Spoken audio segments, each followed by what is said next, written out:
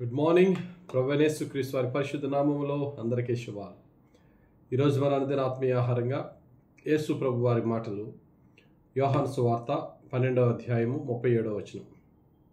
యేసు ఈ మాటలు చెప్పి వెళ్ళి వారికి కనబడకుండా దాగి ఉండెను. ఆయన వారి ఎదుట ఎన్ని సూచక క్రియలు చేసినను వారు ఆయన యందు విశ్వాసం ఉంచారైరి. ఎన్ని సూచక క్రియలు వారి మధ్య చేసిన వారు ఆయన యందు విశ్వాసం ఉంచారైరి. ఈ మాట చదివినప్పుడు చాలా బాధ కలుగుతూ ఉంటుంది. దేవుడు తన్ను తాను బయలుపరుచుకోవటానికి, వారి యొక్క విశ్వాసాన్ని బలపరచటానికి, తన సొంత ప్రజలైనటువంటి ఆ యూదుల మధ్య దేవుడు ఎన్నో అద్భుత ఆశ్చర్య కార్యాలు చేసినా యేసయ్య యందు విశ్వాసం ఉంచుకుంటూ ఉన్నారు. కళ్ళుతో చూస్తారు, చెవులతో వింటారు, కానీ వారు గ్రహించరు, వారు యోచించరు, వారు అంగీకరించరు, వారు విశ్వసించరు. అటువంటి కఠినమైన హృదయాలు కలిగిన వారై ఉన్నారు.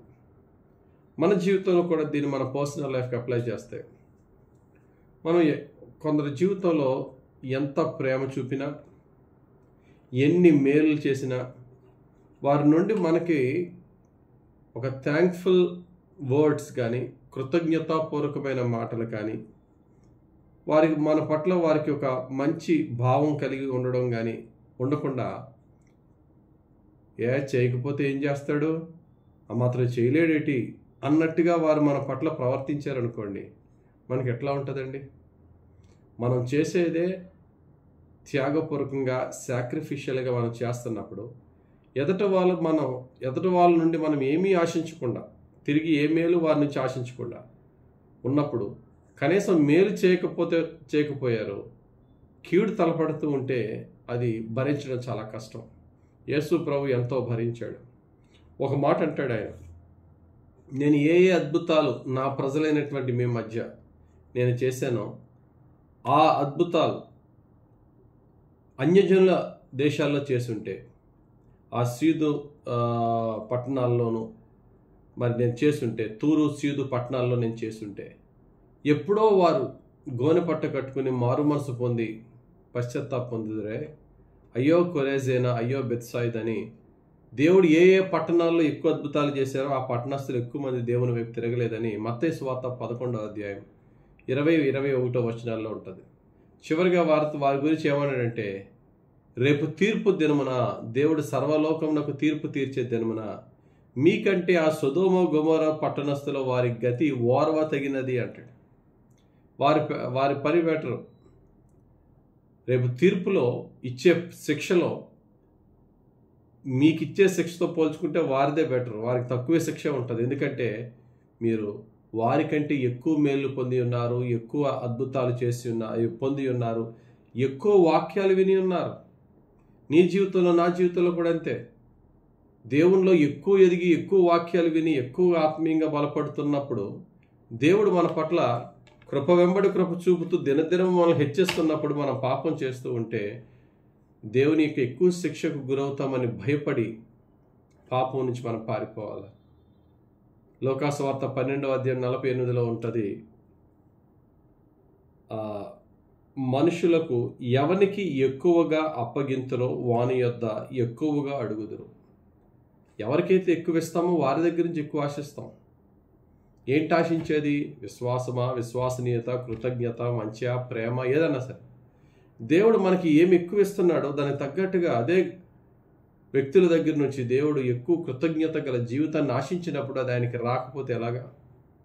దేవుని కృపను, దేవుని మంచితనాన్ని అంతటిని అనుభవించేసి దేవునికి లోబడకుండా దేవుని మీద తిరుగుబాటు చేస్తూ దేవునికి వ్యతిరేకంగా జీవిస్తే అటువంటి వారు ఎప్పుడు రియలైజ్ అవుతారంటే తెలుసా?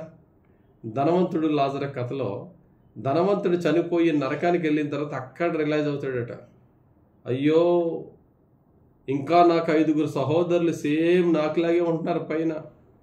ఒక్కసారి ఇక్కడి నుంచి చనిపోయినోడు ఎవడన్నా వెళ్ళి చెప్తే వాడు మారు మనసు పొందుతాడేమో అంటే, మోషే లాంటి గొప్ప ప్రవక్తలు ఉన్నారు. మోషే లాంటి ప్రవక్తలు అక్కడికి వెళ్ళి వాక్యాన్ని బోధిస్తున్నారు. అక్కడ వారి వాక్యం విని మారనివాడు ఇక్కడి నుండి బ్రతికెళ్ళినా సరే మారరాలు. వాత వేయబడ్డ మనసు, కఠినమైన మనసు, శ్రేష్టమైన వాక్యాలు వెళ్ళిన వారి జీవితాలు మారవంటాడు లోకాసు వార్త 16వ అధ్యాయం 31వ వచనంలో. కాబట్టి ప్రియ దేవుని సంగమా, దేవుడు నాకు ఆ మేలు చేశాడు, ఈ మేలు చేశాడని సాక్ష్యానికి సిద్ధపడిపోతాం. మన గొప్పలు చెప్పుకుంటూ సాక్ష్యాలు చెప్పుకుంటూ ఉంటాం, దేవుడు నన్ను ఇంత గొప్పగా హెచ్చించాడని. మరి ఇన్ రిటర్న్ దేవుడు కూడా మన నుండి ఆశిస్తున్న నిన్నటి దినానికంటే మించిన పరిశుద్ధత, గత జీవితానికంటే మించిన దేవునికి నమ్మకంగా జీవించే జీవితం, మన రహస్య పాపాలు విడిచిపెట్టి రహస్య జీవితంలో దేవునికి ప్రీతికరంగా జీవితం, దేవుని కొరకు ఏదైనా కష్టపడి ప్రయాసపడి శ్రమపడి దేవుని రాజ్యం కొరకు ప్రయాసపడే జీవితం, మనం ఉంటున్న నలుగురు మధ్య ఇంకా దేవునికి సాక్షాత్మైన జీవితం పెరుగుతుందా? దేవుని ఇంకెప్పుడు దేవుని దగ్గరికి తీసుకోవడమేనా? దేవునికి ఇంట్రెక్ట్ మనం ఏమిస్తున్నాం? ప్రభు చెప్తున్నారు, నీ మధ్య ఇప్పుడు నేను చేసిన మేలు మీరు ఏమైతే చూశారో, ఏమైతే వాక్యాలు వింటున్నారో, ఇవి మీ మధ్య చేయకపోతే గొడవ లేదు. మీరు ఆల్రెడీ అనుభవించారు కదా. యోహాను సువార్త 15:24 ఉంటుంది, ఎవడనూ చేయని క్రియలు నేను వారి మధ్య చేయకుండిన ఎడల వారికి పాపము లేకపోవును. ఇప్పుడైతే వారు నన్నును నా తండ్రిని చూచి ద్వేషించి ఉన్నారు, ఇంకా వారికి క్షమాపణ ఎక్కడి నుంచి వస్తుంది? లేదు. You have tasted me, you have seen me, you have experienced my goodness. నా మంచితనాన్ని మీరు ఆల్రెడీ ఇంతకాలం అనుభవిస్తూ ఉన్నారు. ఇంకా మీ జీవితాలు మారకపోతే కఠినమైనటువంటి తీర్పు ఫేస్ చేయాలి, జాగ్రత్త అని దేవుడు అంటున్నాడు. కాబట్టి ప్రియులారా, ఇక్కడ 2 విషయాలు. ఒకటి, దేవుని ద్వారా ఎంతో హెచ్చుగా మనం పొందుకుంటున్న దేవునికి ఇంకా ఎక్కువ నమ్మకంగా ఉందాం. అది దేవుడే కాదు, మనుషులైనా సరే. మనం ఎవరి దగ్గర అయితే నమ్మకంగా ఎవరి దగ్గర అయితే మనము వారి ప్రేమను వారి దయను పొందుకుని ఉంటున్నామో, ఆపదలో సహాయాన్ని అనుభవిస్తూ ఉన్నామో, తిరిగి వారికి మనం ఏమి ఇవ్వలేకపోయినా కనీసం కృతజ్ఞతగా ఉండడం అనేది, కనీసం మన మాటలో మన క్రియలో వారికి కృతజ్ఞత చూపించడం అనేది కనీస మానవత్వం. అటు దేవుని దయలోనూ ఇటు మనుషుల దయలోనూ ఎదగాలి. మనం ఎదుట వారికి దయ చూపడానికి ఎన్నడూ వెనకడుగు వేయకూడదు. కాబట్టి ప్రియులారా, దేవుడు ఈరోజు మనతో చెప్తున్న ఈ వాక్య ప్రకారంగా, ఎన్ని అద్భుతాలు చేసినా మారరా మీరు అని ప్రభు బాధపడుతున్నాడు. ఎన్ని మేలు చేసినా నీ జీవితం మార్చుకోవాలి దేవుడు ఒకవేళ మనల గురించి అడుగుతుంటే, ప్రభా నేను నీ మంచితనాన్ని ఎంత అనుభవిస్తున్నానో అంతే విధంగా నీకు ప్రీతికరంగా నేను మారుతాను ప్రభా అని దేవుడిని అడుగుదాం. అలాగే నేను ఎవరి మంచితనాన్ని పొందుకుంటున్నానో తిరిగి వారికి నేను మంచినే ఇవ్వాలి, కానీ నోటి మాటలో కూడా వారికి హాని కలిగించే మాట నేను మాట్లాడకూడదని మంచి హృదయం కలిగిన వారిగా జీవిద్దాం. యేసయ్య యొక్క మంచి మేళ్లతో మన జీవితాల్ని తృప్తిపరుచుకుందాం. దేవుడు మనకి తోడుండి యేసయ్య మంచిలో మనల్ని నడిపించును గాక. ఆమేన్. పరిశుద్ధుడా, ప్రేమ కలిగిన తండ్రి, ఈరోజు ఇచ్చిన వాక్యం బట్టి స్తోత్రాలు. ఎన్నెన్నో అద్భుతాలు చేసిన మారని వారిని చూసి నువ్వు ఎంతో బాధపడ్డావు. మా జీవితంలో ఎన్నెన్నో అద్భుతాలు చేసిన తర్వాత కూడా మరలా పాప జీవితానికి తరలిపోకుండా మా బ్రతుకులను రక్షించండి ప్రభా. ఒకవేళ వెళ్తుంటే వెంటనే గద్దించండి, వెంటనే మేలుకొల్పండి, వెంటనే బుద్ధి చెప్పి సరిచేయండి. మమ్మల్ని విడిచిపెట్టొద్దు ప్రభా. మా చివరి శ్వాస వరకు నీకు నమ్మకంగా, నీకు విశ్వాసనీయత కలిగి జీవించే జీవితం మాకు దయచేయమని యేసుక్రీస్తు వారి పరిశుద్ధ నామంలో ప్రార్థించి వేడుకొనుచున్నాం తండ్రి. ఆమేన్.